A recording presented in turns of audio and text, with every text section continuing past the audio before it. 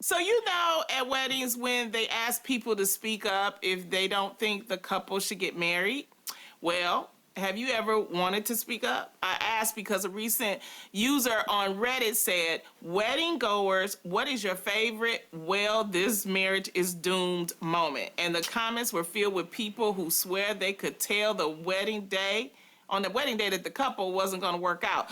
So, ladies, speak now, forever hold your peace. As a host of Bridezillas, I know some red flags, but I want to hear your red flags. Woo! Have you ever seen them? Oh. I have seen them. I went to a wedding where the bride literally cried hysterically throughout the entire ceremony. Like throughout the entire thing. Like I torture. didn't know if I should laugh, if I should go grab her, smack her and say, get a hold of yourself, or let's go. She was hysterical throughout the entire thing. It was nuts. The marriage didn't last. The marriage didn't last. See that? How long did it last? They were under a year.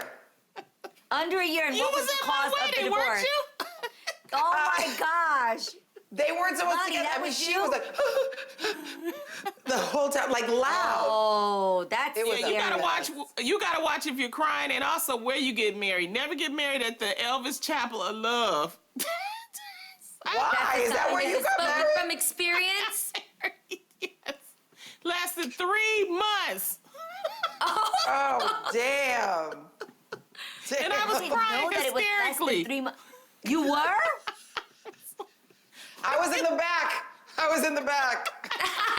You should have stopped it. You should have stopped it, okay? Oh my gosh. Oh my goodness. What about you, okay, Adrian? how about this? Have you guys ever, in a wedding, when you're watching the bride and groom, because they're kind of the spotlight, so you watch them closely, so you can see when they're, eating their dinner alone, or you can see when they pull each other to the side and they have their conversations.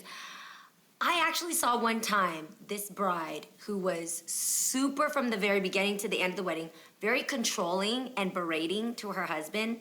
Like she just was like, stand like this. You're making me look bad in these pictures. Stop. Oh my God. Like, stop acting that way. Or, she was just so rude and bossy and controlling that I was like, this is not How's that going? And then I also saw the other party, his family, noticing these things and already just catching it, and I could just tell that they could see what it was. Needless to say, they lasted 1.5 years. They actually got divorced, and and I was at a wedding where the mistress came to the wedding, and I was the hostess, and I was told, because the groom gave me a picture of the woman and said, don't let this woman in. I was like, player, seriously? Wait, so did you let her in or not? I ain't let her in because I was like, I didn't want to mess the wedding up. I was like, okay, but this is not gonna last. Guys, don't front. Have any of you guys ever seen a groom who has wandering eyes? Oh, yes, the wedding? Yes. Yes. All the time, yes. And the hot girlfriends and the single girl, all the single ladies comes out and the man is sitting there like a man, like a dog in heat. That is not it. That's one thing. I also heard about a wedding where the man was hysterically crying. Really? Hysterically or emotionally? Yes. The man was hysterically crying, and in his vows, instead of dedicating his vows to the woman he was marrying, his vows were dedicated to his father. And he cried hysterically, and his vows, while the woman told him how she would cherish him and love him, his vows were pretty much like, and Dad, thank you for not leaving us, for never walking out when you could have walked out. And like, it was dedicated to his father. And he bawled his eyes out while the bride was like, this is nothing about me. Like, this is supposed to be your vows to me. That's crazy. And he cried hysterically about his father. So moving on, the Jasmine brand recently reposted a tweet from user Glitter and Glam, who had said real world advice for parents. She said, I legit feel like parents should buy their children's first car, help them build their credit, and teach them how to be an adult in the real world. Not just throw them to the wolves to figure it out, because they're grown now. So ladies, What are your thoughts on parents giving their kids this type of helpful head start in life? I think it's important. I think, I see you, Lonnie. I think it's important. You can't just send them out without any tools, without anything. I wish schools actually taught like banking and how to apply for a job. And I wish schools took care of things like that much better. But I feel like as a parent, it's your responsibility to send them out equipped. That doesn't mean with everything. That doesn't mean with a whole furnished apartment, Is a the whole, car a part brand new of it? car. But I think there are things you have to Adrian, set them stop up reading for. my mind. Stop reading Is my the mind. car- I'm is the- asking what is the Adrian's car- asking. Are you the buying car a part of the the boys a equipment? new car? And is that having to do with setting you up for life? Well, they would probably have a car before they leave the house, but not like a brand new spanking, fully loaded car. But I will help you. I would help you with the down payment, but you have to take care of the payments and the insurance Why? and stuff like that. But can I ask, why would you have to help them with the down payment? Well, because I think curious. as a parent, that's my gift to you to get you going. Whether, I don't know if I would buy a house for you, but I would I wish I definitely. had help you as to a get- mama. Especially Jesus. for black kids. I'm Same. sorry, especially for black I kids. wish you was my mama when I was You growing mine. up.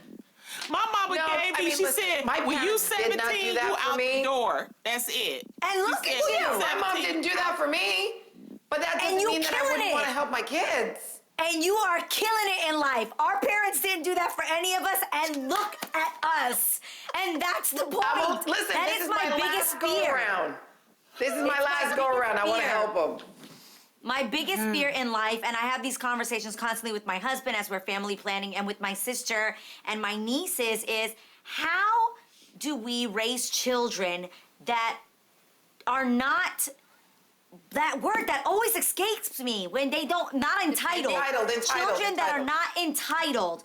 How do we raise children that, one, are not entitled, and how do we impart the drive and the determination that we had growing up in the hood onto children that have been given and have access to everything? How do you do it? And it's scary because they're not growing up the way we grew up. They're not. They have access No, to they're not. everything and anything they could ever want. They live these just different lives than how we grew up, and it's just scary to me that, that they would be entitled, or they would think that these things were just going to be handed to them. So me and my husband have decided that's to make why- it very clear that when we have children, my money is my money. Mommy worked for Yeah. her money.